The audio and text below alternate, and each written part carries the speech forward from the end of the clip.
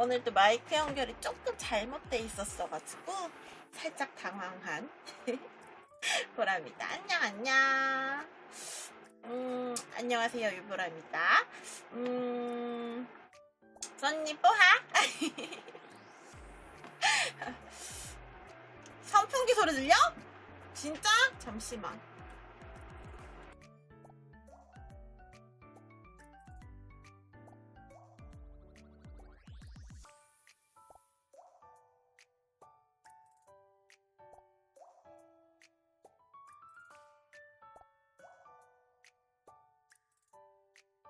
이제 안 들리죠? 들리나? 살짝 잡히는 것 같다. 다행이다. 아니, 평소에는 선풍기 소리가 안 들리더니 오늘은 왜 또 선풍기 소리가 들렸대? 하여튼 마이크가 이상하네요. 일관적이지 않아 아주. 아무튼 네, 저는 오늘 8월 15일 광복절을 맞이해서 어제 방송에서 이야기했던 대로 준비를 좀 해가지고 왔어요. 별다르게 크게 뭐 다른 걸 준비를 한 건 아니고 그래도 오늘이 광복절이잖아요. 우리나라가 좀 안타까운 과거를 겪고 있었을 때 우리나라의 광복을 위해서 노력했던 분들이 계시니까 그래도 그분들을 그래도 기려보는 그런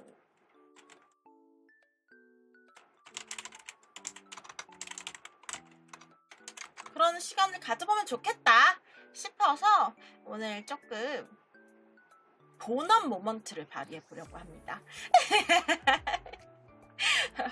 본업 방송에서 뭔가 이렇게 본업과 관련된 모습을 보여드리는 건 거의 없었던 일인 것 같은데 그때 한 번 언제지? 모의고사 방송할 때? 그리고 버샘톡 할 때? 그때 이후로는 거의 없었던 것 같긴 한데 그래도 오늘은 날인지라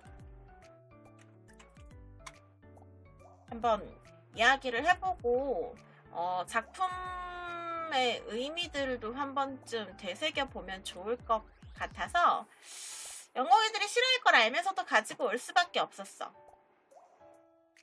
아무리 싫고 막 지루하고 그래도 해야 되는 것도 있는 거니까. 일단 본격적인 이야기를 하기 전에 본격적으로 뭐 작품 관련해서 시들을 읽어보기 전에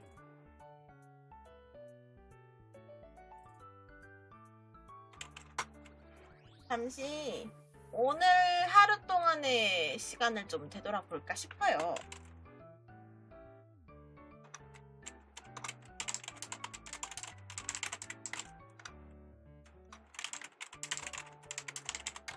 방제를 바꿔보겠습니다.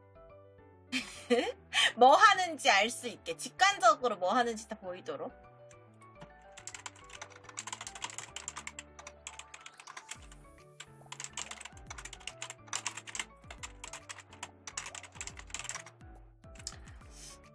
오늘은 사실 광복절이기도 하지만 현대인들한테는 공휴일인 날이었잖아요. 그래서 저는 이제 공휴일과 상관없이 쉬는 사람이어서 크게 막 와닿거나 그러진 않았는데 제 주위 분들은 공휴일이어서 오늘 꽤 많이 쉬시더라고요. 그러다 보니까 좀 편하게 하루를 보내신 분들이 많으신 것 같던데 저는 사실 오늘 좀 게으르게 보내긴 했어요. 늦지막하게 한 10시쯤 눈을 떠서 소설도 좀 보고 웹툰도 좀 보고 하면서 시간을 보내다가 그러다가 이제 늦지막하게 점심을 먹고 그리고 나서야 책상 앞에 앉았답니다. 그리고 그냥 하루 종일 게임했던 것 같아. 수업 준비는 어차피 내일 출근해서 빈 시간에 할 거라고 생각을 하고 있었어가지고 마매근이 뽀하 안녕 어서와요. 그러고 진짜 하루 종일 정말 게임을 하고 있었는데 게임이 생각보다 재밌어서 시간이 금방 가더라고요. 그래서 정신 차리니까 시간이 너무 많이 흐른 것 같아서 부랴부랴 이제 또 수업 준비가 아니죠. 방송 준비를 마치고 방송을 켰습니다. 여러분은 오늘 어떻게 보내셨는지 모르겠네요. 좀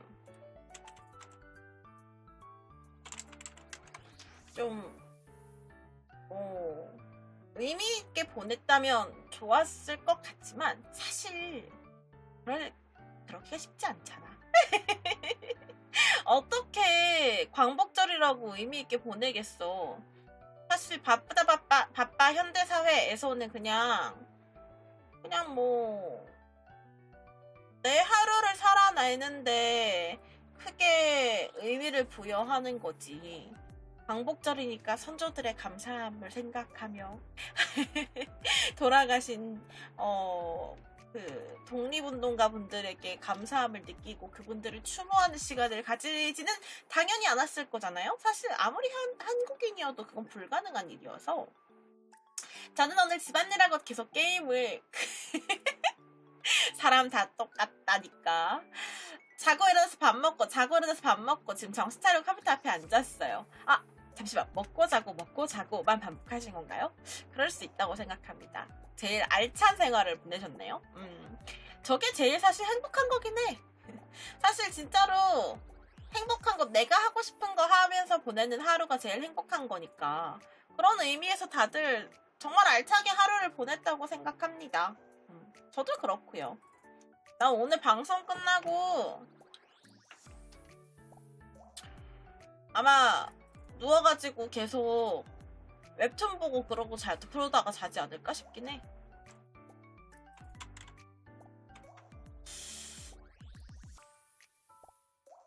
근데 원래 사람 사는 거 다 그렇지 않니? 원래 다 그렇지 않니? 그래서 뭐 이왕 오늘 광복절인 거 원래 그렇잖아. 그냥 평범하게 혼자 시간을 보내면 의식하지 못하고 평범한 하루, 일상적인 하루를 보내게 되잖아요. 근데 이왕 그런 날인 거, 이왕이면 한번 혼자 보내는 게 아니고 어쨌든 방송을 켜서 다른 사람들과 함께 이야기를 하면서 보낼 거니까, 저 같은 경우엔 그러면 좀 의미를 되새겨보는 것도 좋을 것 같다는 생각을 했어요. 그래서 어제 이제 방송을 보신 분들은 아시겠지만 방송 말미에 그러면 이번 주 금요일 방송은 한번 광복절의 의미를 되새겨보는 걸로 하자, 이렇게 말씀을 드렸던 거고, 그 과정에서 나왔던 이야기가 심훈의 시를 읽어달라 라고 말씀하시는 분들이 있어가지고, 그래서 저는 심훈 시인의 시와 다른 분들의 시를 준비를 해왔는데, 어제는 사실 윤동주 시인의 시랑 이렇게 두 편만 딱 읽고 마무리를 하면 어떨까라는 생각을 하고 있었는데, 유퀴즈에 보니까, 유퀴즈 언더블럭 다들 아시죠? 거기 보니까 이육사 시인의 막내 따님 분이 출연을 하셨더라고요. 그러면서 이제 이육사 시인의 마지막 이제 모습을 목격하셨던 것을 묘사를 해주셨는데, 그걸 보니까 또 이육사 시인의 시를 언급하지 않고 넘어갈 수는 없겠더라고요. 그래서 이육사 시인의 시까지 해서 총 3편을 준비해왔습니다. 아마 제가 설명을 할 때 이육사 시인의 시랑 윤동주 시인은 그분들의 삶의 배경까지 조금 설명을 하게 될 것 같아요. 아무래도 저는 교육이랑 되게 밀접하게 있는 사람이다 보니 이육사 시인과 윤동주 시인의 삶에 대해서 좀 자주 다루던 편이었거든요. 근데 이제 심훈 시인의 시는 그렇게까지 그분의 삶까지는 잘 다루지 못할 것 같고, 그냥 시의 내용을 통해서 그분의 의지나 아니면 광복에 대한 소망, 이런 것들을 한번 확인해 보면 어떨까 싶어요. 그냥 깊게 설명을 하진 않을 것 같고, 굳이 여러분이 고등학생, 중고등학생이 아닌데, 공부가 필요하신 분들이 아닌데 깊게 이야기를 언급하고 나눌 필요도 없을 것 같고 해서, 그냥 정말 의미만 확인할 수 있을 정도로 얘기를 나눠보면 어떨까 싶습니다. 그리고 그런 얘기도 해보고 싶어. 만약 내가 일제강점기에 살았던 사람이라면 어떻게 살았을까? 나는 어떤 삶을 살 수 있었을까? 이프죠. 나름의 이프 같은 느낌으로 한번 이야기 나눠보면 좋을 것 같아서 그래서 준비했습니다. 광복절을 조금 더 일찍 떠올릴 수 있었으면 좋았을 것 같아. 그러면 뭔가 좀 더 준비를 잘 할 수 있었을 것 같고 조금 더 의미 있는 이야기를 많은 분들과 나눌 수 있었을 것 같은데 조금 아쉽긴 해요. 준비가 미흡한 것 같아서. 그래도 일단 주어진 환경에서 최선을 다해서 이야기를 좀 해보도록 하겠습니다. 자, 그럼 여기서 문제.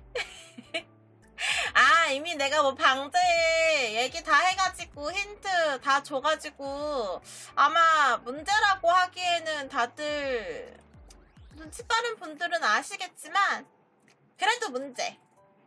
자, 과연 우리나라가 광복을 이룬 해는 언제일까요? 아시는 분? 대한민국이 광복했던 해는? 그치 1945년이죠. 아니 드르렁이 아니고 올해가 2025년인데 올해가 광복 80주년이면 2025 빼기 80하면 되는 거 아니야? 그럼 문제 2, 두 번째 문제. 그럼 과연 우리나라가 일제에게 강점을 당하기 시작한 해는 언제일까요? 일제강점기가 시작된 해. 이거 알면 천재야. 이거 알면 진짜 똑똑한 거야. 정말 역사에도 관심이 있고 우리나라에도 되게 관심이 많은 사람인 거예요. 1892년 땡! 조금 더 나중이에요. 생각보다는 짧다는 생각이 들 수도 있어요. 생각보다. 근데 짧진 않았지만 연도를 딱 들으면 생각보다 길지 않았네? 라고 생각할 수도 있어요. 조금만 더 뒤로 시간을 돌려볼까?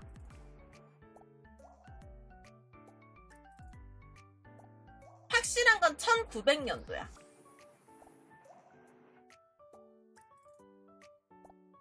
지금 검색하는 거 아니지? 검색하는 거 아니야?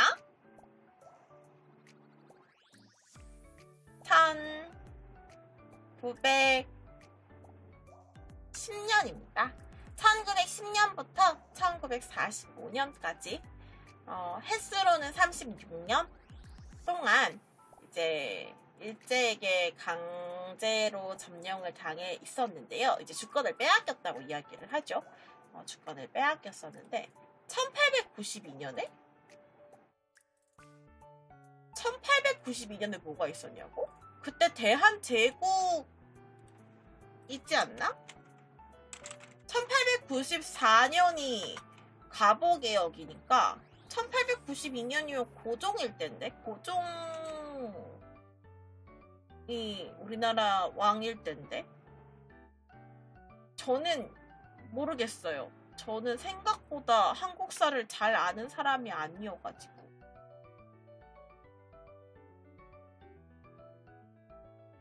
동학농민운동인가? 1892년? 아닌가? 검색해봐야겠다.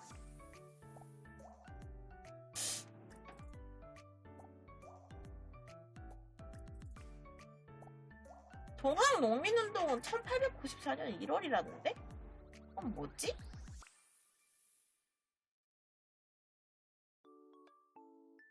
모르겠어. 모르겠어. 제가 그렇게까지는 알지 못하는 사람이라 아쉽게 되었습니다. 아무튼 네, 1910년부터 1945년까지가 우리나라의 일제강점기였고요. 그 기간 동안 생각보다 고통받으신 분들이 매우 많았습니다. 뭐 자질구레하다고 하기 좀 그렇긴 한데 좀 많은 일들이 있었죠.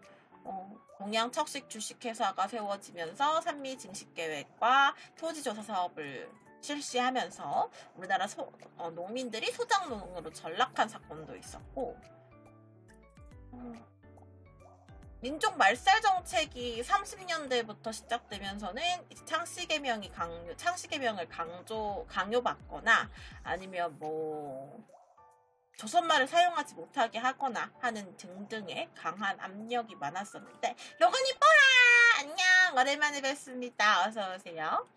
그런 일들이 자꾸 벌어지다 보니까 당시 독립운동가 분들도 그렇고 우리나라의 어떤 선지자 분들 또는 지식인 분들이 어떤 독립을 위해서 좀 여러 가지 노력을 많이 하셨죠. 뭐 두 가지 방법이 있었다고 이야기를 해요. 하나는 무장 독립운동을 통해서 독립을 위해서 노력을 많이 노력하시는 분들이 있었다고 이야기를 하고, 다른 하나는 계몽운동을 통해서 독립을 위해서 노력을 많이 했다고 하는데, 무장 독립운동이 여러분이 알고 있는 그런 거예요. 일제와의 전쟁을 통해서 일제의 뭐 예를 들어 일본 천황이 있으면 일본 천황한테 도시락 폭탄을 던져서 그래서 이제 그 일본인들을 죽임으로써 우리가 독립할 수 있게끔 저항하는 게 무장 독립운동이고, 계몽운동은 좀 다른 결이긴 한데 당시 조선 사람들 같은 경우에 제대로 고등교육을 받은 사람들이 절대적으로 많은 경우는 아니었잖아요. 당시 문맹률이 매우 높을 정도였으니까. 그리고 그 당시 백성들의 입장에서는 왕조가 나라가 바뀌고 나라가 없어지고 일본이 강제로 침략을 해온다고 해서 당장 먹고 사는 게 달라지거나 하는 건 아니다 보니까 크게 나라의 상황에 관심을 가지지 않으시는 분들도 있었을 거 아니야. 이거는 그 당시 그분들이 뭐 잘못됐다 나빴다 이런 이야기가 아니고, 사실 그렇잖아. 사람이라는 게 당장 내가 먹고 사는 나의 현실이 급급하다 보면 세상이 어떻게 돌아가는지 관심을 안 두는 경우가 종종 있단 말이죠. 나의 안위가 가장 중요한 경우들이 있기 때문에 그런 분들에게는 지금 이 상황이 왜 잘못되었는지 이야기를 해줘야 되잖아. 그래서 그런 분들에게 이제 교육을 시키는 거죠. 왜 일제 강점이 잘못되었고, 우리가 어떻게 해야 하고, 우리가 조선 말을 왜 잊으면 안 되는지, 예를 들어 조선어를 모르는 분들에게는 조선어를 가르치는 일도 계몽에 포함이 되었다고 해요. 그래서 두 가지 방법으로 크게 저항을 노력을 했다고 합니다. 피아니 뽀하! 어서오세요. 그런 많은 분들 중에 오늘 저는 어떤 분들의 시를 볼 거냐면요. 먼저 어제 영공이들이 요청하셨던 분의 시부터 볼 겁니다. 화면 먼저 돌려볼게요.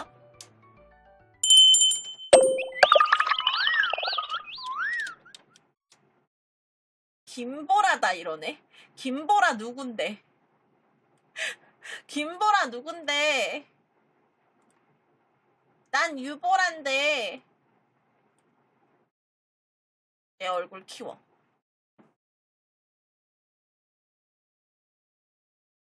나다. 뭔가 이거 설명이니까 안경 끼고 설명해야 될 것 같아. 김씨 이러네. 잠시만요. 제 성을 갈아버리시면 좀 곤란한데요? 우리 아빠가 달라지잖아. 그거 좀 문제가 있어, 얘들아. 잠시만. 왜 고양이 여기 있지? 잠깐만.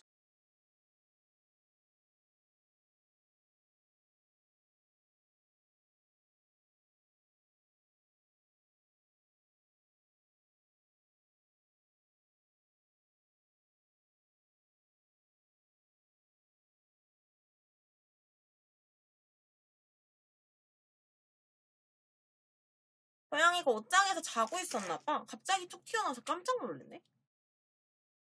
자, 그러면 봅시다. 첫 번째, 심훈 시인의 그날이 오면이라고 하는 시입니다. 사실 저는 심훈 시인의 삶까지는 잘 모를 정도로 평소에 막 관심을 가지고 봤던 시인은 아닌데, 근데 광복절이니까 심훈 시인의 시는 봐야겠다는 생각이 들긴 했어. 어제 연공애들이 요청을 해줘서 내가 떠올린 것도 있긴 하지만, 이거 그날이 오면이라는 시를 보면 진짜 그 당시 독립을 원하셨던 그 우리 선조들의 마음이 확 드러난다고 해야 되나? 그런 시예요. 잘 보이나요? 조금 더 크게 확대를 시켜볼까?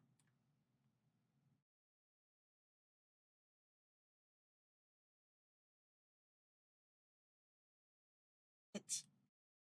봅시다. 1년입니다. 그날이 오면. 그날이 오면은 삼각산이 일어나 더덩실 춤이라도 추고 한강물이 뒤집혀 용솟음 칠 그날이 이 목숨이 끊어지기 전에 마주기만 한 양이며 나는 밤하늘에 나르는 까마귀와 같이 종로의 인경을 머리로 들이받아 올리오리. 두개골은 깨어져 산산조각이 나도 벗어 죽사오며 오히려 무슨 한이 나무 이렇게 되어 있는데요. 이때 이련에서 말하는 그날이 오면이라고 하는 그날은 당연히 광복의 날이었겠죠. 근데 그날이 오면이라고 가정을 하고 있으니까 아직 이련의 상황에서는 광복이 찾아오지 않은 상황일 거예요. 근데 그렇게 상상하는 거지. 그 광복이라고 하는 날이 온다면 삼각산은 지금의 북한산이에요. 그러니까 우리 민족을 상징한다고 보면 되는 시어거든요. 그 삼각산이라고 하는 우리 민족들이 일어나서 더덩실 춤이라도 출 수 있을 정도로 기뻐할 거고요. 한강 어디는지 다들 아시죠? 한강물이 뒤집혀서 기뻐서 용솟음 칠 수 있는 그런 날이 올 거랍니다. 그러니까 이 광복이 오기만 오면 모두가 다 기뻐할 거라는 거지. 근데 그런 날이 이 목숨, 화자의 목숨이 끊어지기 전에 와주기만 한다면 그러면 나는 밤하늘을 나르는 까마귀처럼 여러분 그 은혜 갚은 까치라고 하는 설화 아시죠? 그 어떤 선비가 산을 넘어가다가 뱀한테 잡아먹힐 뻔했던 까치 새끼들을 구해줬더니 그 선비가 죽을 위기에 처했을 때 까치들이 종의 머리를 박아서 종을 울리게 해가지고 선비를 구해줬다라고 하는 은혜 갚은 까치 이야기 알죠? 그걸 차용해 온 거예요. 그럼 나는 밤하늘을 나르는 까마귀와 같이 종로의 인경, 저게 그거예요. 우리 왜 제아의 종 치는 그 종이거든. 그 인경을 머리로 들이받아서 올리오리다. 그러면 이제 이 종이 딱 치는 순간 밤이 끝나는 거잖아. 그 설화의 내용대로라면 밤은 되게 어둡고 깜깜하고 눈앞이 제대로 보이지 않을 정도의 시간이니까 저때 밤은 일제강점기를 상징한다고 보면 이제 아침이라고 하는 광복이 찾아오는 거지.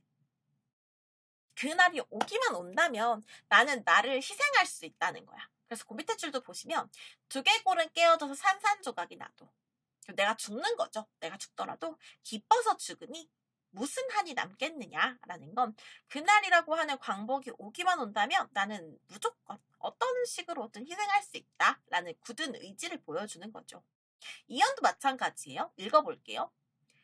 그날이 와서 그날이 와서 육조 앞 넓은 길을 울며 뛰며 뒹구려도 그래도 넘치는 기쁨에 가슴이 미어질 듯 하거든. 그는 칼로 이 몸의 가죽이라도 벗겨서 커다란 북을 만들어 들쳐매고는 여러분의 행렬에 앞장을 서오리다.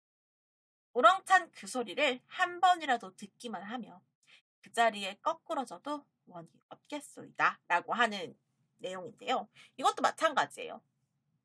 이제는 그날이 와서라고 이야기하니까 광복이 왔다, 현재 지금 광복이 이루어졌다라는 상황을 가정하고 있는 거예요. 그러면 육조 앞 넓은 길인데 육조라고 하는 게 경복궁 앞에 당시 조선시대에 제사를 지내기도 하고 여러 문무 관신들이 모여가지고 인사를 하는 그런 길이었다고 하는데 지금의 광화문 쪽이라고 하더라고요. 그쪽에 그 넓은 길을 울며 뛰며 가는 건 그만큼 기쁨을 표현한다는 거죠. 그렇게 뒹굴어도 넘치는 기쁨에 가슴이 미어질 것 같이 느껴질 거래. 몹시 기쁠 거라는 거죠. 그러면 드는 칼은 잘 드는 칼이야. 뭐든지 잘 자를 수 있는 칼. 그런 칼로 내 몸의 가죽이라도 벗겨서 커다란 북을 만들 거랍니다. 그러면 나는 커다란 북을 만드는 데 사용되니까 나는 희생하는 거지. 그러면 그렇게 북을 만들어서 들쳐매고는 여러분의 행렬에 앞장을 서서, 이때 여러분은 당연히 우리 민족이겠죠? 우렁찬 그 소리, 대한독립 만세 하는 그 독립을 기뻐하는 소리를 한 번이라도 듣기라도 하면, 그럼 나는 거꾸러져도 난 죽어도 원이 없을 정도로 내 몸을 희생해서 북이 되어서 우리나라의 광복을 알릴 수 있고 기쁨을 표현할 수 있는 그런 도구가 된다 할지라도, 그래도 광복을 맞이하기만 하면 너무나도 좋을 것 같다 라고 이야기하고 있는 시거든요. 이것만 봐도 당시 일제강점기에 우리 민족이 얼마나 광복을 원하며 살았는지가 너무 잘 드러나는 시인 것 같아. 사실 저는 이 그날이 오면이라는 시를 중1 학생들을 데리고 수업을 한 적이 있었는데, 그때 저는 좀 숙연해졌던 것 같아요. 이렇게까지 광복을 원하셨던 분들이구나. 이렇게나 광복을 위해서 자기 목숨을 내놓을 수 있다고 생각하시는 분들이었구나. 그런 분들 덕분에 광복을 했구나 라는 생각 때문에 수업하다가 내가 스스로 좀 숙연해지고 반성하게 되고 여러 가지 생각이 좀 많이 오갔던 것 같아. 근데 정작 나는 막 마음이 되게 이상하고 좀 기분이 좀 그랬는데, 정작 수업 듣는 중1 학생들은 하고 있었어가지고 약간 그런 생각을 했어.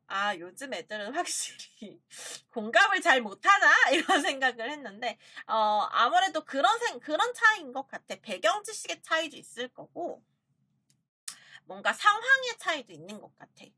저 같은 경우에 이제 그래도, 역사적인 내용들도 조금 알고, 수업 준비하면서 많이 봤으니까요. 그리고, 원래 그렇잖아. 좀 나이를 먹고 사람이 정신적으로 조금 성숙해지면 괜히 다른 사람의 입장에 이입도 잘하게 되고 하잖아. 그러다 보니까 조금 이 상황을 좀 잘 이해하게 되고 되게 마음 쓰게 되고 하는데, 아직 중학생 1학년 학생들 같은 경우에는 조금 역사적 배경 지식도 아직은 얕고, 그 당시를 살아본 적이 없으니까 당연히 일제강점기가 어떤 의미였는지를 잘 몰랐을 수 있겠다는 생각이 지금은 드는데, 그때 수업할 때는 조금 얘네들은 감정이 없나 이렇게 생각을 했던 것 같긴 해. 근데 좀 슬프네요. 이걸 오늘 다시 읽는데도 조금 많이 슬프네요. 이 시가 문학적으로도 중학교 학생들한테 언급이 되는 이유가 1연과 2연이 대칭 구조예요. 똑같이 그날이 오면이라고 하는 그날을 강조하면서 시작하고 있거든요. 그리고 내용 자체도 그날이 왔을 때의 풍경을 묘사하고, 그때 그날이 올 수만 있으면 화자가 어떻게 하겠다라는 화자의 희생의지, 헌신적 태도 이런 걸 보여주는 내용으로 구성되어 있어서 대칭 구조이기도 해서, 그래서 작품 학교에서도 문학 학습할 때도 되게 많이 언급이 되는 작품인데, 이런 시가 있다. 당시 일제강점기 우리 민족의 삶의 모습을, 아니지. 일제강점기 우리 민족의 소망을 잘 보여주는 시가 있더라. 라고 생각해 주시면 좋을 것 같습니다. 그리고 두 번째가 제가 준비한 게, 이육사 시인의 시부터 보기 전에 윤동주 시인의 시부터 보는 게 좋을 것 같아요. 윤동주 시인의 시입니다. 윤동주 시인의 시를 블로그에서 가지고 온 거예요. 참회록으로 준비를 했어요.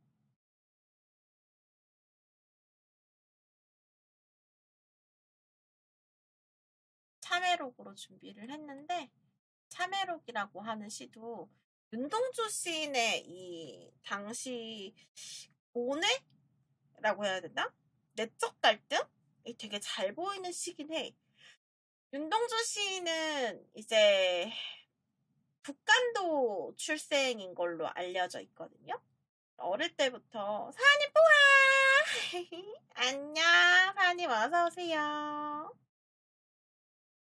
오늘은 광복절 특집 광복절 특집으로 저항 시들을 살펴보고 있답니다. 어서와요.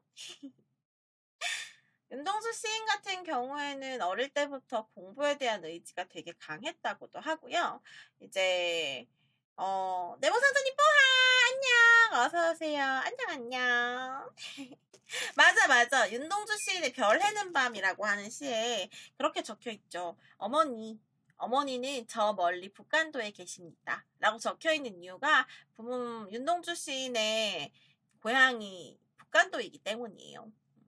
근데 이제 윤동주 시인은 공부를 하고 싶었던 의지가 좀 강한 분이셨고 부모님과의 마찰도 있었던 걸로 알고 있어요. 부모님께서는 의대를 진학하기를 원했는데 윤동주 시인은 자기는 글이 더 맞는 것 같다 라고 생각해서 문과로 진학을 했거든요. 그러다 보니까 약간의 갈등이 있긴 했는데 사촌인 송문규 열사와 함께 다행히도 문과로 진학할 수 있었다고 합니다.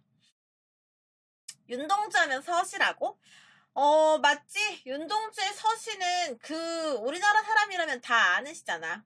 하늘을 우러러 한 점 부끄럼이 없기를. 잎새에 이는 바람에도 나는 괴로워했다. 별을 노래하는 마음으로 죽어가는 모든 것을 사랑해야지.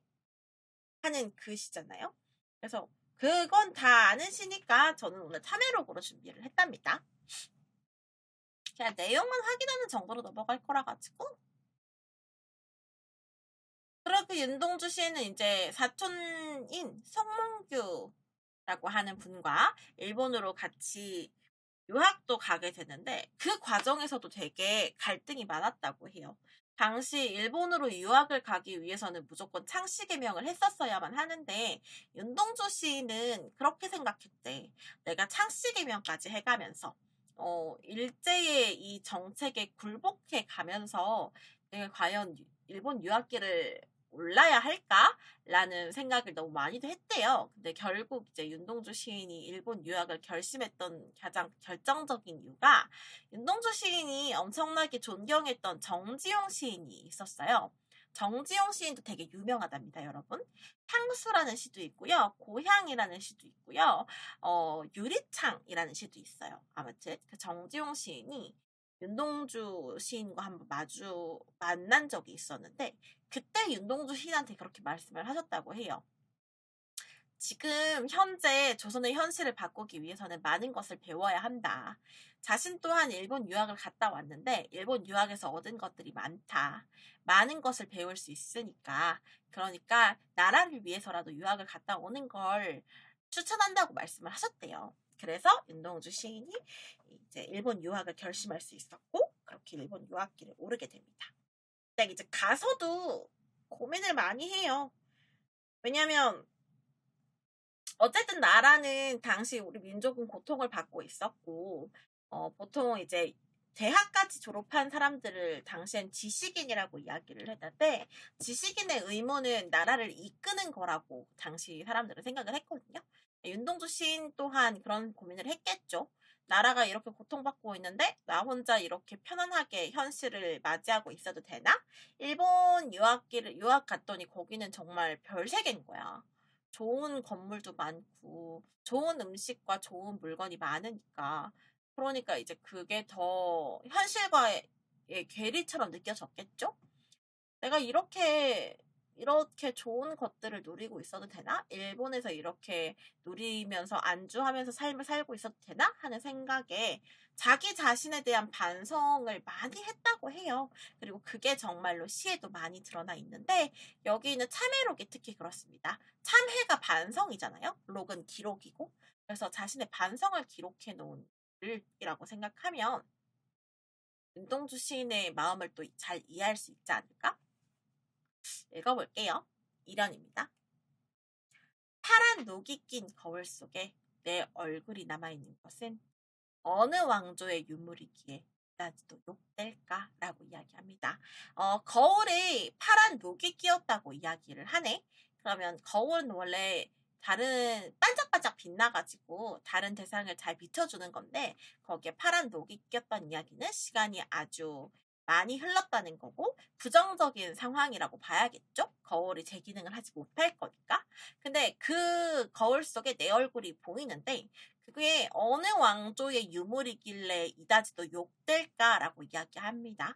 유물은 보통 남은 물건이잖아. 그러니까 어느 왕조의 유물이면 그 나라가 망하고 남았을 때 남은 물건들, 유산들 그런 것들을 유물이라고 하기 때문에 나라가 망했다, 일제 강점하에 놓여 있다라는 현실 인식을 했던 것으로 보이고요. 그럼에도 불구하고 내 얼굴이 욕되다라고 이야기한다는 건 자기 자신의 삶을 지금 부정적으로 인식을 하고 있는 거겠죠. 약간의 부끄러움, 반성 같은 자조적인 표현이 보이는 것 같아요. 그래서 나는 씁니다. 글을. 나는 나의 참회의 글을 한 줄에 줄이자 라고 씁니다. 내가 반성하기 시작하는 거죠. 화장실 가세요. 아니 잠시만, 진짜 학생들 수업하는 것처럼 이렇게 돌아오네. 참회의 글이 어떤 글이냐면 그 위에 적혀있는, 밑에 적혀있는 글. 만 24년 1개월을 무슨 기쁨을 바라며 살아왔던가. 만 24년 1개월이 이 시를 적을 때 윤동주 시인의 나이였을 거예요. 그 시간 동안 나는 무슨 기쁨을 바라서 살아왔지? 라는 자아성찰을 하기 시작한 것 같아. 사면 내일이나 모레나 그 어느 즐거운 날에 나는 또 한 줄에 참회록을 써야 한다 라고 이야기합니다. 내일이나 모레, 미래에 찾아올 그 어느 즐거운 날 이라고 하네. 그럼 당연히 그 어느 즐거운 날은 광복이 될 거고, 이 시행을 통해서 윤동주 시인은 광복이 언젠가는 찾아올 거라고 생각하고 있었던 것 같아. 그러면 그 광복이 찾아오면 나는 또 한 줄의 참회록, 반성을 해야 된대. 반성의 내용은 이렇대요. 그때 그 젊은 나이에 왜 그런 부끄러운 고백을 했던가 라고 쓸 거래. 그럼 그때 그 젊은 나이가 언제냐면 여기 이연에 나와 있는 그 나이야. 만 24년 1개월. 그러니까 지금 윤동주 시인이 뭐라고 얘기하는 거냐면 나는 지금 만 24년밖에 살지 않았는데 나 아직 젊은데 나는 무슨 기쁨을 바라서 살아왔지? 삶의 목표가 없는 거 아닌가? 라는 생각을 하고 있단 말이지. 근데 지금의 내 생각을 미래에 광복하고 나서 보면 나 너무 그때 그 24살의 젊은 나이가 부끄럽다. 그때 내가 무슨 기쁨을 바라서 사는지 몰랐다고 하더라도 우리나라를 위해서, 독립을 위해서 뭐 정말 작은 일이라도 할 수 있었던 거 아닌가? 나는 정말 실천적인 일을 하지 못했네? 라는 생각에 그 당시 이 고백, 이 참회의 글을 부끄럽게 생각을 할 것 같다고 이야기하네요. 지금 계약한 거 아니었나? 아닙니다. 오늘 분명 빨간 날인데 왜 수업이지? 아니, 수업까지는 아니야. 내가 정말 수업할 거였으면 나 여기다가 필기 다 했어, 얘들아. 여기다가 이건 대구법이고, 이건 서리법이고, 이거는 뭐 자아성찰이야, 내적 갈등이야, 저거라고 했을 건데. 너네 나를 너무 가볍게 본다. 내 수업 만만하게 보지 마라. 오랜만에 학생이 되어가는 기분. 아니, 오늘 광복이니까, 광복절이니까 이런 시간도 한번 가져보는 거지. 지금의 청년들과 다를 게 없군. 큰 맥락에서 보면 그렇지 않을까? 올해도 맨날 그런 고민 하잖아. 아니, 나는 왜 이러고 살지? 난 조금 더 잘 살 수 있을 거. 나 왜 이렇게 게으르지? 라는 생각을 할 수 있잖아. 근데 그거랑 약간 같은 맥락으로 본다면 같은 맥락으로 볼 수 있을 것 같아. 내가 오늘 하루를 그냥 편안하게 밥만 먹고 자고 하고 뭐 게임하고 이렇게 보냈다면 잘 때쯤 누워서 그런 생각 하겠죠. 나 오늘 하루 너무 낭비한 것 같은데. 이럴 시간에 나 뭐 단기 알바라도 뛰었을 수 있을 것 같은데. 왜 이렇게 살지? 라고 생각할 수 있잖아. 근데 그러고 나면 그렇게 생각한다는 건 결국 실천을 하지 않는다는 얘기니까. 그러고 나서 오늘의 생각을 10년 뒤에 돌이켜보면 10년 뒤에 나는 그렇게 생각할 수 있지. 그때 생각만 하지 말고 행동을 실천을 할걸. 이렇게 생각할 수 있잖아. 약간 비슷한 맥락인 것 같아. 그러면서 얘기해요. 밤이면 밤마다 나의 거울을 손바닥으로 발바닥으로 닦아보자. 매일 밤마다 거울을 손으로 발로 닦으면 거울이 반딱반딱해지겠죠? 그럼 당연히 내 얼굴이 잘 보이게 되면서 내가 나의 상황을 잘 다시 한번 생각해 볼 수 있을 거야. 내가 나를 마주하는 그런 행위를 하게 될 건데 우린 그걸 자아성찰이라고 이야기를 해요. 그래서 여기 지금 사연에서 자아성찰의 과정, 자아성찰의 행위를 적극적으로 하고 있는 모습을 볼 수 있을 거고요.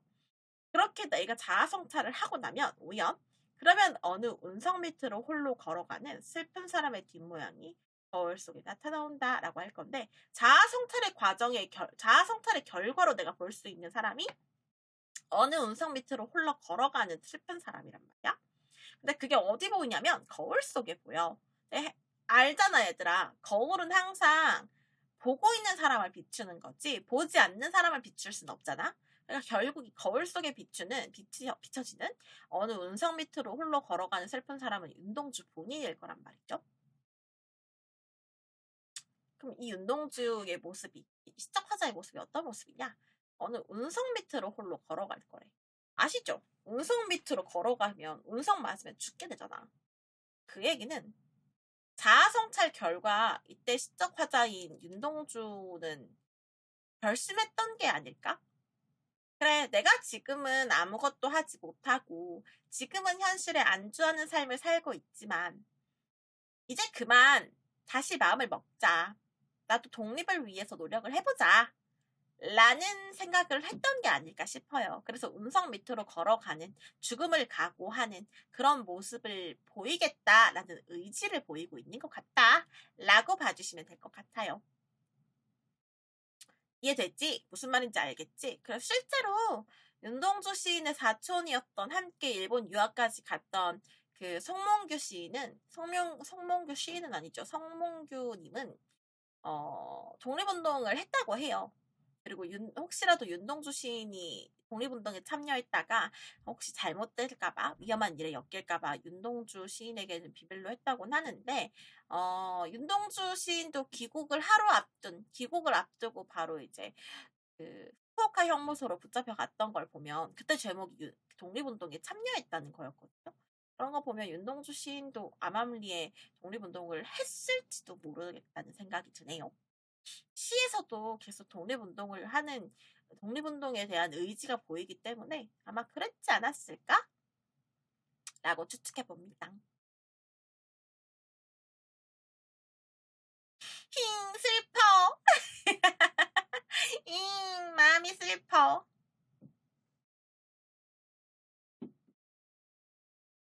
그리고 오늘의 마지막 작품. 이육사 작가의 교목을 가지고 왔습니다. 이육사 시인의 교목도 되게 슬픈 시예요.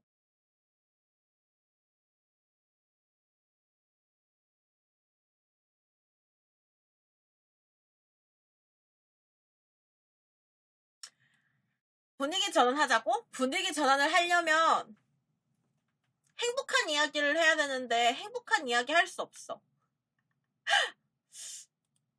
이육사. 근데 이육사 시 되게 어렵던데. 맞아. 이육사 시인의 시 되게 어렵지. 근데 그나마 이해하기 쉬운 게 요 시긴 해. 교목. 갑자기 전환됐다고. 내가 슬퍼 해가지고.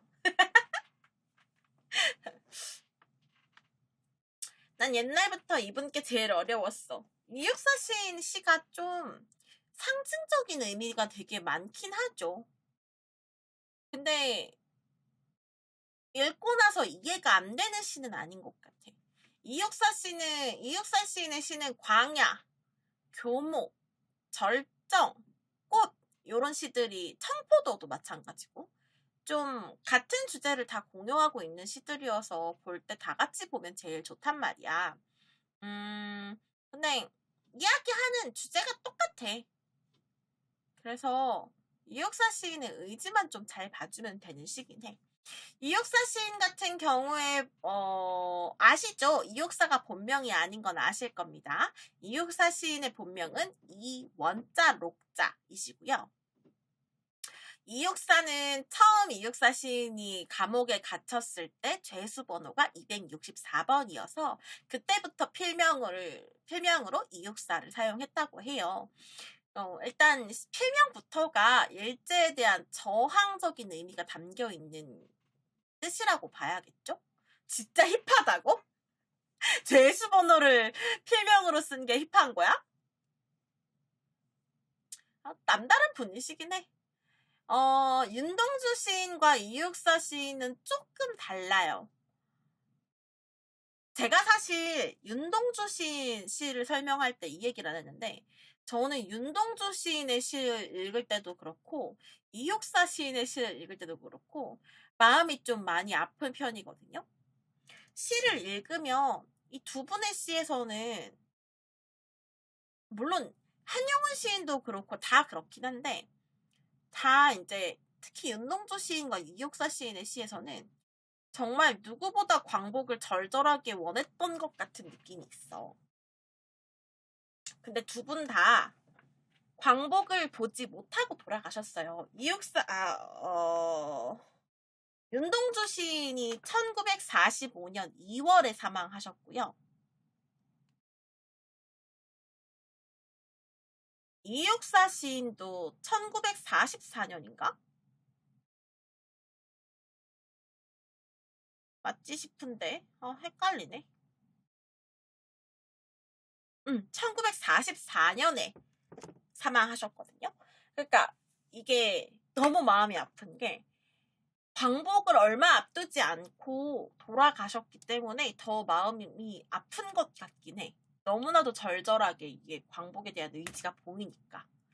이육사 시인 같은 경우에는 고향이 경북 안동이셔요.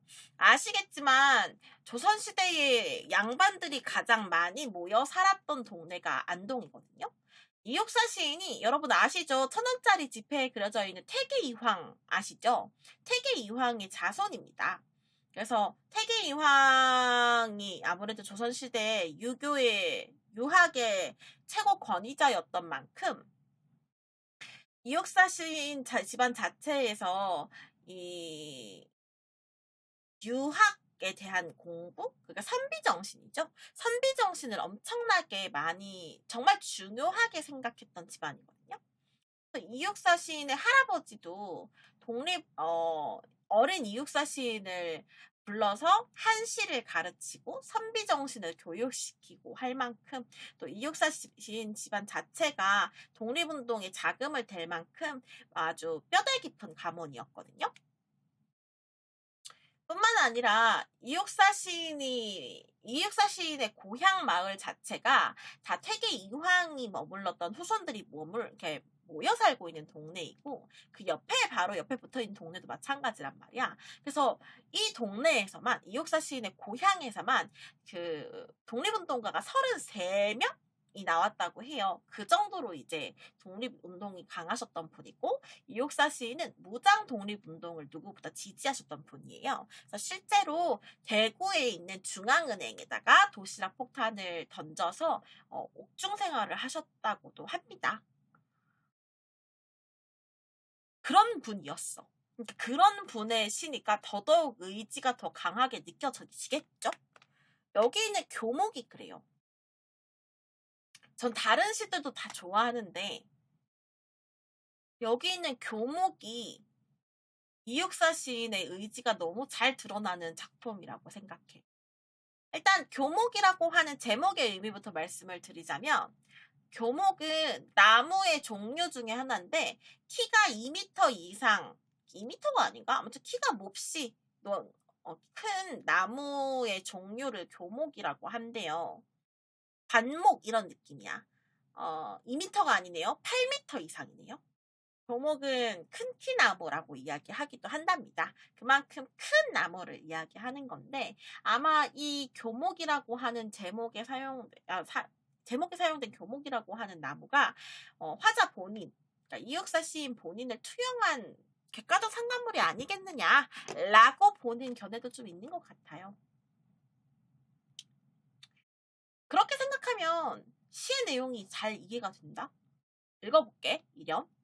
푸른 하늘에 닿을 듯이 세월에 불타고 우뚝 남아서서 차라리 봄도 꽃피진 라고 되어 있는데 일단 1년의 일행에 보면 푸른 하늘에 닿을 듯이 우뚝 남아섰다 라고 얘기하는데 요거는 아무래도 교목의 모습을 묘사한 거겠죠. 근데 그 교목이 어떻게 우뚝 남아서 있냐면 세월에 불타고 남아서 있단 말이죠. 부정적 현실을 겪고 있는 거지. 근데 그 나무를 보면서 그런 본인의 모습을 보면서 생각합니다. 차라리 봄도 꽃피진 말았으면 좋겠다 라고 생각하는데, 여기서 이제 보통 학생들이 실수하는 게 이때의 봄을 광복으로 해석해서 실수하는 경우가 많은데, 여기서 이 시에서 봄은 광복이 아니라 개인의 이득, 개인의 행복, 개인의 영화 이런 걸 의미하는 거예요. 그래서 예를 들면 혼자 친일해서 혼자 잘 먹고 잘 사는 거, 그게 꽃피지 말아라 라는 건 내가 세월에 불타서 죽으면 죽었지 혼자 친일하면서 개인만의 안위를 챙기진 않겠다 라는 의지가 드러난다고 보면 될 것 같아요. 그 의지를 더 강하게 이야기하려고 말아라 라고 하는 명령형 어미를 쓰고 있는 것 같고요. 2형입니다. 낡은 거미집 휘두르고 끝없는 꿈길에 혼자 설레이는 마음은 아예 뉘우치마니라. 자기가 지금 나무니까 나무에 낡은 거미집이 휘둘러져 있다고 이야기를 합니다. 나무에 거미줄이 쳐져 있는 건 당연히 부정적인 상황이라는 거고, 근데 그럼에도 불구하고 끝없이 꿈길에 꿈을 꾸면서 혼자 설레는데 그런 마음이 아예 뉘우침, 반성할 마음은 아니다라고 얘기하는 거 봤을 때 부정적 현실임에도 불구하고 끝없는 꿈길, 광복에 대한 희망을 놓지 않으면서 그 광복을 원하는 마음을 반성할 필요가 없다라고 생각하는 유육사 시인의 생각이 또 엿보이네요. 그러면서 얘기해요. 3면 검은 그림자 쓸쓸하면, 그림자가 쓸쓸해질 정도로 검은 밤이 찾아오면 부정적 현실이겠죠. 그러면 마침내 호수 속에 깊이 거꾸러져요. 뭐가요? 교목이요. 나무가 거꾸러지는 건 머리부터 떨어지는 게 머리부터 툭 이렇게 잠수하듯이 들어가는 게 거꾸러지는 거란 말이야. 나무가 머리부터 호수 속에 들어가려면 당연히 뿌리가 다 뽑혀야겠지.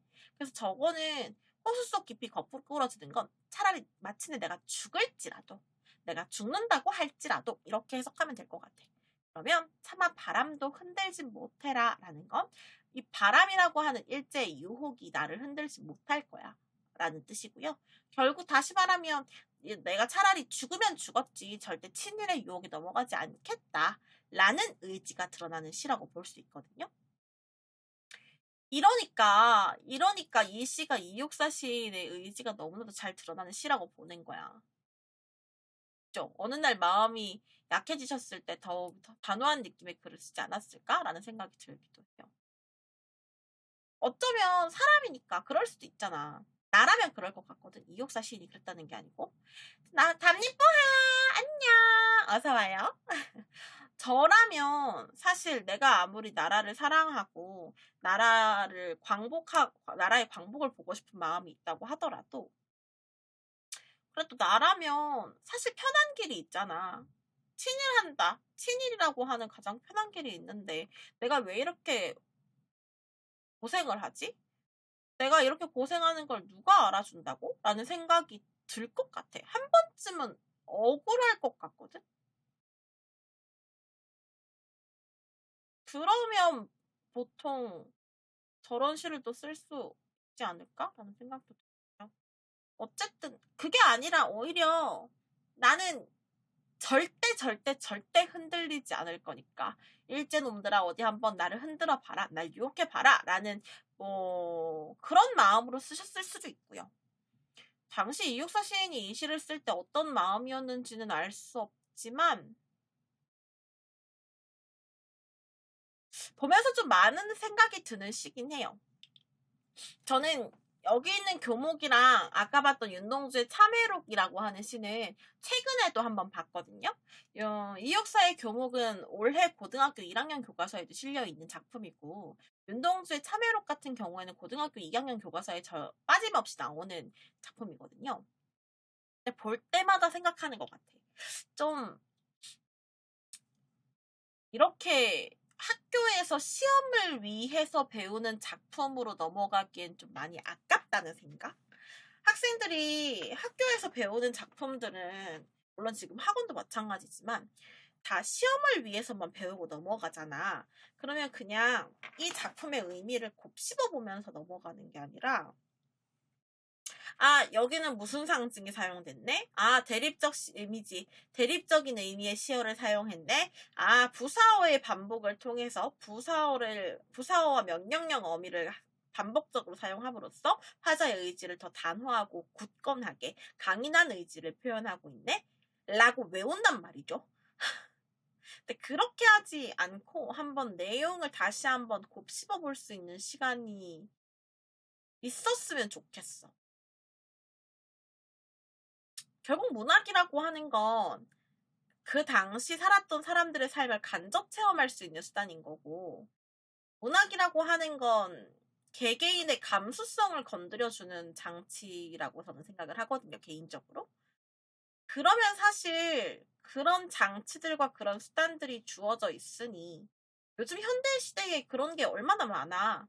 얼마나 또 잘 발달되어 있고 얼마나 쉽게 접할 수 있어요. 그러면 난 좀 누려봤으면 좋겠어. 그냥 아 재미없어. 국어 싫어. 아 지루해. 이렇게만 생각할 게 아니고 어떤 마음으로 이런 시를 썼을까?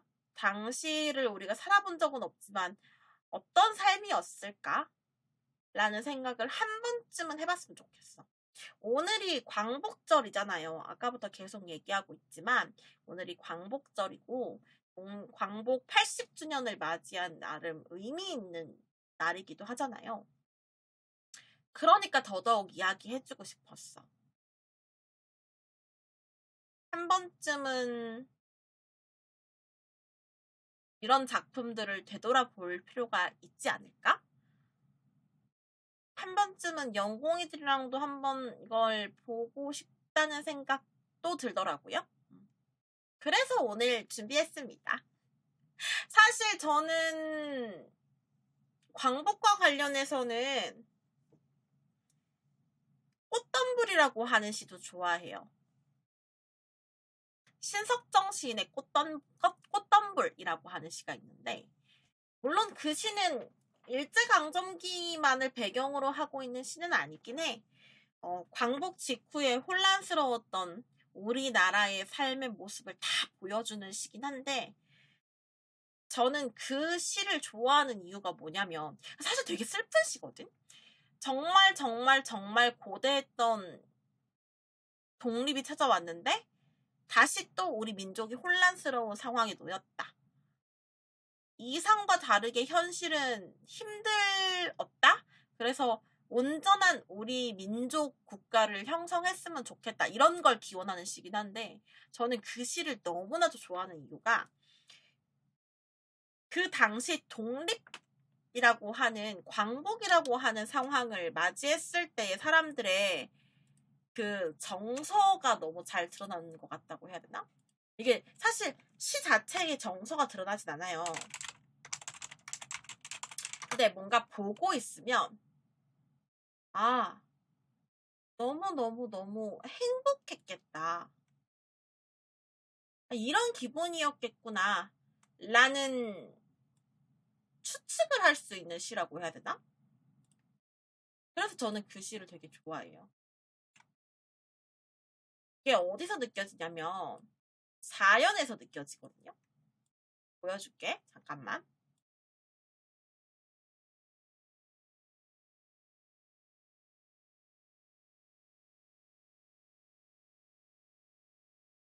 이겁니다. 신석정 시인의 꽃덤불이라고 하는 시예요. 사연이 난 너무 감정이 뭔가 그때 당시에 마음이 딱 와닿는 것 같은 느낌이어서 좋아. 읽어보면 태양을 의논하는 거룩한 이야기는 항상 태양을 등진 곳에서만 비롯하였다 라고 얘기하는데 이때 태양이 광복이야. 광복을 의논하는 그런 거룩한 이야기는 태양을 등진 곳, 어두운 곳, 일제의 눈을 피해야 하는 곳에서만 이루어졌대요. 당연한 얘기잖아요. 달빛이 흡사 비 오듯 쏟아지는 밤. 밤은 당연히 일제강점기일 거고, 그 일제강점기 달빛이 비 오듯 쏟아진다는 건 억압이 그만큼 심했다는 거겠죠? 억압이 심했던 일제강점기에도 우리는 헐어진 성터, 우리의 성이 있었던, 우리의 수도 경복궁이 있었던 그 성터, 망한 우리나라를 떠나지 못하고 헤매면서 언제 참으로 그 언제 우리 하늘에 오롯한 태양을 모시겠느냐고 가슴을 쥐어뜯으며 이야기하며 가슴을 쥐어뜯지 않았느냐 라고 이야기합니다. 무슨 말인지 너무 잘 알 것 같은 시지 않아? 그러는 동안에 영영 잃어버린 벗도 있고, 그러는 동안에 멀리 떠나버린 벗도 있고, 그러는 동안에 몸을 팔아버리고 마음을 팔아버린 벗도 있었다. 변절하고 이제 전향했다는 의미거든요. 그런 사람들도, 그러니까 정말 다양한 부정적인 현실이었기 때문에 다양한 사람들이 있었는데, 그러는 동안에 드디어 36해가 지나갔다. 라고 이 딱 한 행만 4연으로 구분되어 있는 게 나는 약간 이 시를 4연을 읽을 때마다 약간 소름이 돋아. 제목만 들었을 땐 기억 못했는데 방송 중에 몇 번 이야기하셨던 맞아요. 아마 작년 광복절 때도 제가 이야기했을 거고 트위터에 아마 한번 올렸던 적도 있을 거예요. 저는 이 시를 정말 많이 좋아해요. 그냥 누가 봐도 당시 사람들, 당시 우리 민족의 삶이 너무나도 잘 보이는 것 같아서 좋아하는 것 같아요. 약간 그 막막함? 희망감? 이런 것들을 잃지 않고 버리지 않으려고 했다는 점에서 여기 4연이 난 너무 마음이 찡해 볼 때마다. 그러는 동안에 드디어 36해 지나갔다. 원래 이게 있잖아. 뭐라 해야 되지? 말하지 않아도 느껴지는 게 있는 거잖아요. 이 시가 그래. 이 시의 4연이 저는 그래요. 말하지 않아도 느껴지는 게 있어. 생략의 미라고 해야 되나? 36해 동안 광복을 위해서 가슴을 쥐어뜯으며 이야기도 하고 막 구르고 더 힘들어하기도 하고 많은 노력을 했겠죠. 그런 생각이 되게 많이 드는 시야.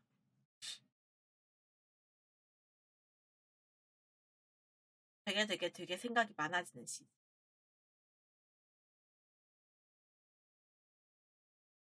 그리고 사실 저렇게 많은 생각을 하면서 광복을 맞이하면 마냥 기뻐하기만 해야 되잖아. 아까 봤던 그날이 오면에 나왔던 우리 민족의 모습처럼 길거리를 뛰어다니면서 소리를 지르고 만세를 외치고 마냥 행복해하면서 우리 민족의 삶의 터전을 어떻게 꾸릴까? 우리는 어떤 나라를 세울까? 어떻게 하면 우리가 다시 잘 살 수 있을까? 이런 생각만 해도 모자른데 5년에 보면 다시 우러러보는 이 하늘에 겨울밤 달이 아직도 차거니라고 이야기한단 말이죠. 부정적인 상황이 아직도 끝나지 않은 거죠. 광복 직후에 이데올로기의 대립도 있었을 거고 신탁 통치도 있었을 거고요.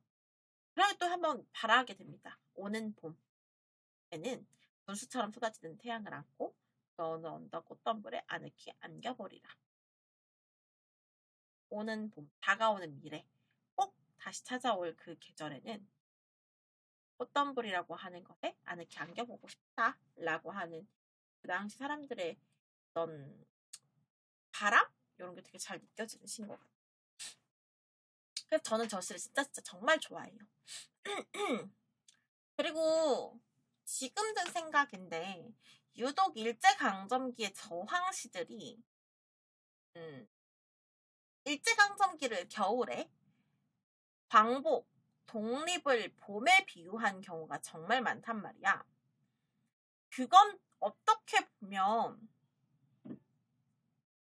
광복이 찾아올 거라는 확신 때문이 아니었을까? 라는 생각을 해요. 무슨 얘기냐면 겨울이 끝나면 봄이라고 하는 계절이 오는 건 당연한 거잖아. 당연히 오는 게 맞는 거잖아. 사람들이 바라지 않아도 겨울이 끝나면 봄이 오고 꽃이 피고 주위가 화사해지고 날이 따뜻해지잖아요. 그것처럼 계절이 순환하는 자연의 이치, 세상의 법칙처럼 일제강점기라고 하는 것도 겨울이라고 하는 계절처럼 언젠가는 끝이 있을 거야. 그럼 반드시 우리는 광복이 오겠지? 이 겨울이라고 하는 계절이 영원하지 않은 것처럼 일제강점기도 절대 영원하지 않을 거야. 라는 생각 때문에 문학작품에서 더더욱 겨울에다가 일제강점기를 비유했던 것 같아. 그렇게 생각하니까 또 당시 사람들이 일제강점기가 얼마나 빨리 끝나기를 바랐는지도 알 것도 같고. 근데 당시는 바랄 수밖에 없는 세상이긴 했어. 당시 세상이 얼마나 일제가 우리 민족의 삶을 얼마나 갉아먹었는데. 혹시 궁금하시다면 김유정 시인의 김유정 작가의 땡볕이라든지 금 따는 콩밭이라든지 아니면 만무방이라고 하는 작품들을 참고해 주시면 김유정 작가가 그 당시 농민들의 삶을 잘 보여주는 작가로 유명하거든요. 그래서 김유정 작가의 소설을 한 번씩 읽어보시면 아주 당시 상황에 대해서 이해가 쉬우실 겁니다. 땡볕, 금 따는 콩밭, 만무방 이렇게 3가지 작품이에요. 아니면 봄봄도 있어. 김유정 작가의 봄봄. 재밌어요. 그래서 그냥 동백꽃? 맞아, 김유정 작가의 동백꽃도 있어. 동백꽃은 근데 이제 일제강점기를 배경으로 하고는 있지만 너무나도 귀여운 사랑 이야기 아니야? 그 동백꽃이야말로 요즘 말로 테토녀 애견남이잖아. 생각하니까 그렇네. 동백꽃이 테토녀 애견남의 구조야. 점순이가 테토녀잖아. 내 집엔 이런 거 없지? 하면서 감자를 가져다 주는데 나한테 그 소설 전문에 읽어보면 그 감자가 어떻냐면 언제 삶았는지 뜨거운 김이 확 느껴질 정도의 감자라고 이렇게 설명이 나오거든요. 근데 그거를 점순이가 품에 고이 품고 와가지고 나한테 준단 말이야. 근데 생각해봐. 내가 만지고 있는 것도 아닌데 내 옆에 있는 사람이 감자를 들고 있는 건데 근데 그 뜨거운 열감이 확 느껴질 정도면 진짜 갓 삶자마자 그 열기가 따끈따끈할 때 그 감자를 그대로 들고 와서 주는 거란 말이야. 근데 그거 알죠? 감자 막 진짜 금방 삶았을 때 얼마나 뜨거운지 알지? 손도 못 대게 뜨겁잖아. 뜨거워 하고 막 진짜 손 데일 수도 있는 정도의 온도란 말이야. 근데 그걸 가지고 올 정도면 점순이는 테토녀가 확실하고 진짜 나를 찐으로 좋아했던 거야. 그렇지 않아요? 분위기 바꾸는 김에 동백꽃 이야기를 조금 더 하자면 근데 주인공인 나는 관심이 없다. 그러니까 눈치가 없단 말이야. 눈치가 너무 없단 말이야. 그래서 점순이가 나를 그렇게 좋아한다고 생각하지 못하고 너희 집엔 감자도 없지? 이런 거 없지? 이러니까 무시당했다고 생각하는 거야. 그러니까 이제 자존심을 세우고 싶은 거야.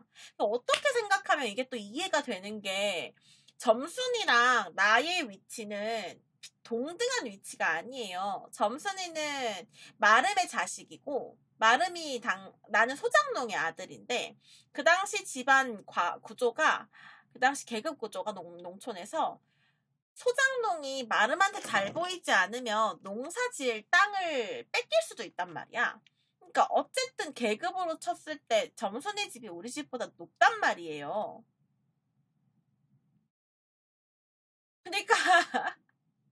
그러니까 나는 어쨌든 일단 한번 자존심의 스크래치를 안고 그러니까 얘기를 하고 있는 상황인데 그 상황에 너희 집엔 이런 거 없지? 감자도 없냐고 자꾸 막 무시하니까 더 기분이 나빴겠지? 그래서 내가 그딴 거 너나 먹어라 했더니 이제 점순이 나름대로 화가 난 거지. 네가 나의 정성을 이렇게 무시해? 그러면 내가 너를 다시 한번 건드릴 수 있는 건, 너 이렇게 네가 나를 다시 볼 수 있게 만드는 방법은 너를 화나게 하는 방법밖에 없어라고 생각한 거잖아. 약간 그런 거 있지. 나한테 이렇게 대한 여자는 네가 처음이야. 이런 느낌? 그러니까 이제 점순이가 너희 아버지 고자지? 이렇게 얘기를 한 거고. 그러니까 나는 또 거기에 열이 받아가지고 욱한 거고. 근데 이제 점순이도 나중에 말하고 나서 후회했겠지. 아, 저렇게 말을 하면 일시적으로 나를 봐주긴 하겠지만, 이 남자의 나를 봐주긴 하겠지만, 그치만 저 남자애와 나의 거리는 멀어질 수밖에 없겠네? 라는 생각을 했겠죠. 근데 그렇다고 점순이가 테토니어인데 그 테토니어 자존심에 내가 먼저 가서 내가 미안해 라고 이야기할 수는 없을 거 아니야? 그러니까 또 자기가 아는 가장 좋은 관심 끌기 방법은 괴롭히는 거. 내가 좋아하는 저 남자아이를 괴롭힐 순 없으니까 어쩔 수 없이 저 아이 집 닭을 데리고 와서 우리 집 닭이 때리도록 만드는 거. 그런 거지 뭐. 근데 진짜 점수가 테토니어긴 한 게, 그 소설 마지막에 읽으면 이 남자애가 점순이한테 자꾸 지니까 그게 약오른 나머지 자기 집 닭한테 이 고추장을 계속 먹여요. 고추장을 먹이면 이 매운 것 때문에 얘가 내성이 생기면서 힘이 빡 나가지고 힘이 세진다고 생각을 한 거지. 닭한테 애초에 고추장 먹이는 것부터 말이 안 되긴 해요. 근데 이제 실제로도 그렇게 몇 번 했더니 한 하루 이틀 얘가 좀 세진 것 같은 거야. 그래서 고추장을 계속 먹인단 말이에요. 근데 결국 그 고추장이 잘못돼서 우리 집 닭이 힘없이 점순이 닭한테 이제 맞아 죽게 되고, 그 모습에 열받은 내가 점순이 닭을 직접 때려 죽인단 말이야. 때려 죽이고 나서 얘가 겁먹고 엉엉 울어. 왜냐면 마름 집안, 우리 집에서 모시는 윗사람 집안의 재산을 이렇게 상해시킨 거니까. 재산상에 손해를 끼친 거니까, 망했다. 나 때문에 우리 엄마 아빠 농사 못 짓겠다. 이 생각 때문에 얘가 엉엉 운단 말이야. 근데 보통 그러면 여자애들 입장에서 쟤는 뭐야? 뭔데 저렇게 찌질하게 굴어? 이럴 수 있는데, 점순이 정말 쿨하게, 너 우냐? 왜 울고 그러냐? 괜찮아. 너 그러면 이제 다음부터는 안 그럴 거냐? 그럼 됐다? 이렇게 넘어간단 말이야. 진짜 겁나 쿨하게 막 얘기한단 말이죠. 프란스님 포하! 안녕! 어서오세요. 안녕! 반갑습니다. 그러더니, 이 애견남인 나는 그게 이제 안 그럴 거냐가 무슨 말인지도 몰라서 어버버 하고 있는데, 점순이가 안 그러면 됐다. 그러고 이제 점순이가 나를 유채꽃밭으로 톡 밀어가지고 넘어뜨려가지고 둘이 유채꽃이 흐드러지는 꽃밭에 둘이 끌어안고 눕는단 말이죠. 그리고는 주위에 이제 점순이네 엄마가 유채꽃 아니에요?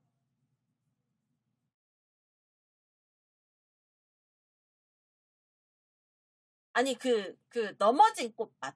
동백꽃은 여러분 내가 이것도 얘기해줄 게 있어. 그래서 이제 그 꽃밭에 흐드러지게 누워가지고 이제 둘이 끌어안고 있다가, 그러고 있다가 이제 점순이 엄마가 나오니까 점순이 엄마 눈을 피해서 점순이는 밑으로, 나는 위로 이렇게 둘이 이렇게 떨어져서 자꾸 이렇게 올라간단 말이죠. 그 모습도 약간 비밀 연애 하는 것 같고 좀 귀엽지 않아? 아, 맞아. 저 그 얘기도 해주려고 그랬어요. 여러분, 그 김유정이 소설의 제목이 동백꽃이잖아요. 사실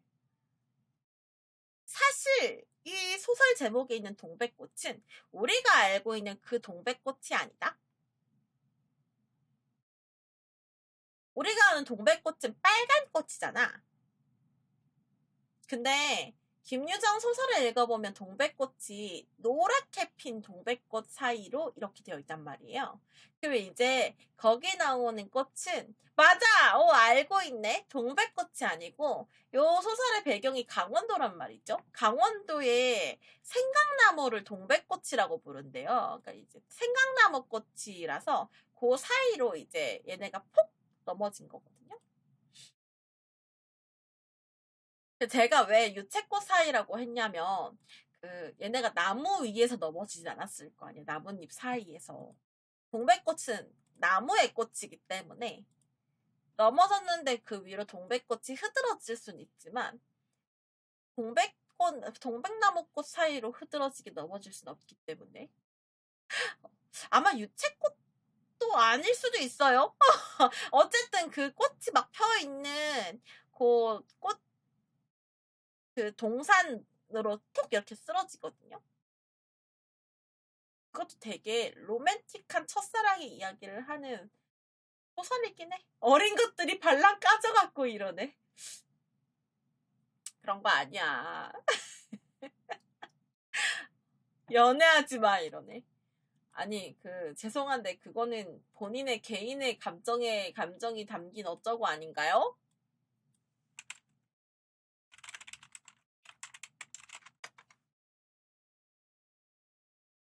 아무튼 옛날 소설들 읽어보면 재밌는 거 많아. 제가 아까 말씀드린 김유정 시인의 봄봄, 만무방, 그다음에 금 따는 콩밭, 땡볕 이런 작품들은 일제강점기 농민들의 삶을 적나라하게 보여주는 작품들이고요. 그냥 단순히 재미로 읽으실 거면 그러면 저는 추천드리는 작품은 일단 첫 번째가 이효석 작가의 메밀꽃 필 무렵 읽어보시면 좋을 것 같아요. 메밀꽃 필 무렵이 아마 한컴 타자 연습에 있을걸요? 찾아봐야지. 한컴 타자 연습.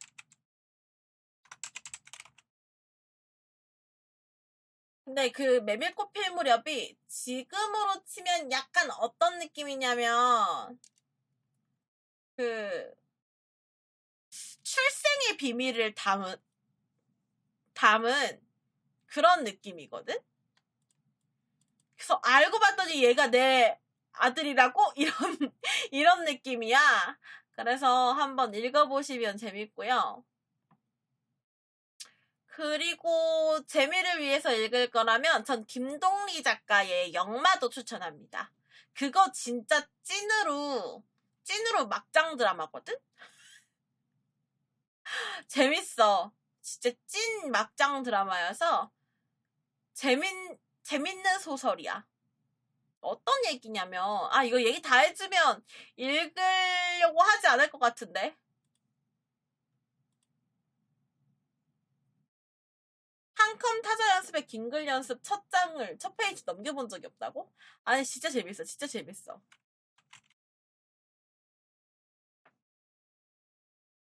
한번 읽어봐봐. 일단 화면 좀 돌려가지고 우리 얘기할까?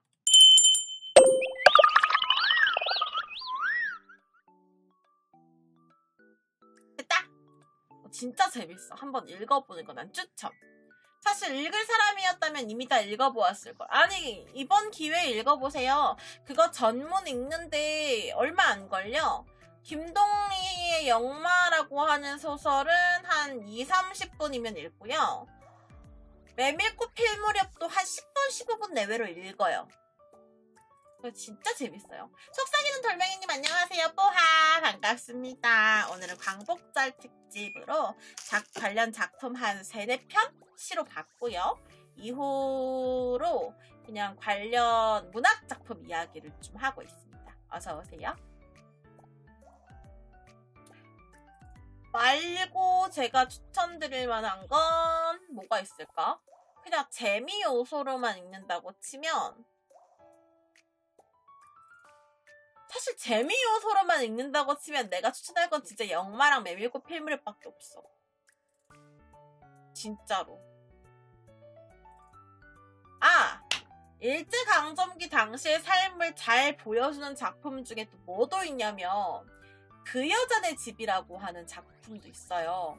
박완서 작가의 작품이거든요. 박완서 작가님 작품들은 진짜 하나같이 다 진짜 주옥 같은 작품들밖에 없어.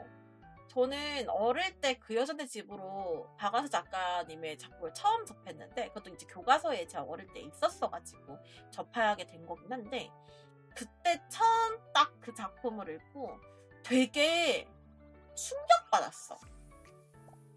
이게 겉으로 읽으면 그냥 단순히 사랑 이야기거든? 곱단이랑 만득이라고 하는 두 인물의 사랑 이야기인데, 그 속에 당시 우리 민족의 삶의 고통, 삶의 아픔 이런 걸 너무 다 잘 담아놔가지고 진짜로 그때 중학생 때 읽었나? 그랬는데 되게 충격받은 작품이야. 어떻게 이렇게 글 쓰지? 라는 생각을 좀 많이 했던 작품이긴 해.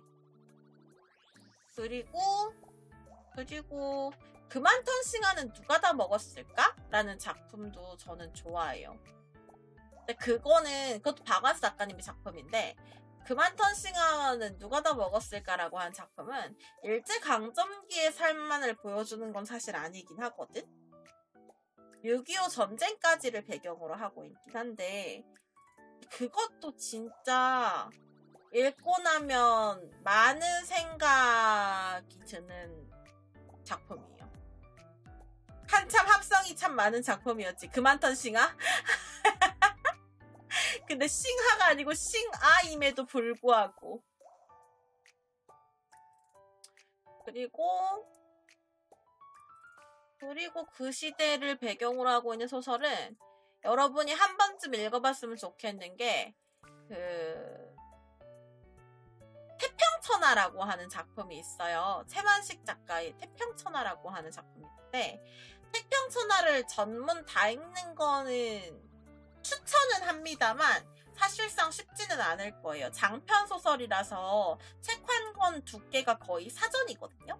그래서 저도 그거 다 못 읽어요. 다 안 읽었어. 염상석 작가의 3대도 그렇고 그렇긴 한데 읽어놓으면 되게 좋긴 해. 읽어놓으면 좋고. 제목이 태평천하인 것부터가 무슨 얘기인지 알 것 같죠? 그 당시 친일하는 사람들의 잘못된 의식이 담겨있는, 그 사람들을 비판하기 위한 그런 작품이라고 해야 되나? 그렇고. 그렇습니다. 또 뭐가 있을까?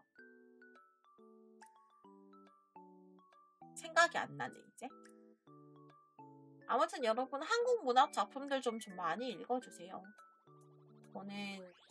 사실 저도 책 진짜 안 읽거든요. 저 1년에 책 한 권 읽나?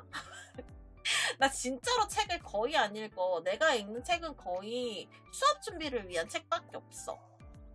근데 진짜야. 나 정말로 내 스스로가 한심하게 느껴질 정도로 제가 책을 잘 안 읽어요. 근데 제가 문학 작품을 읽으면서 맨날 하는 생각은 있어.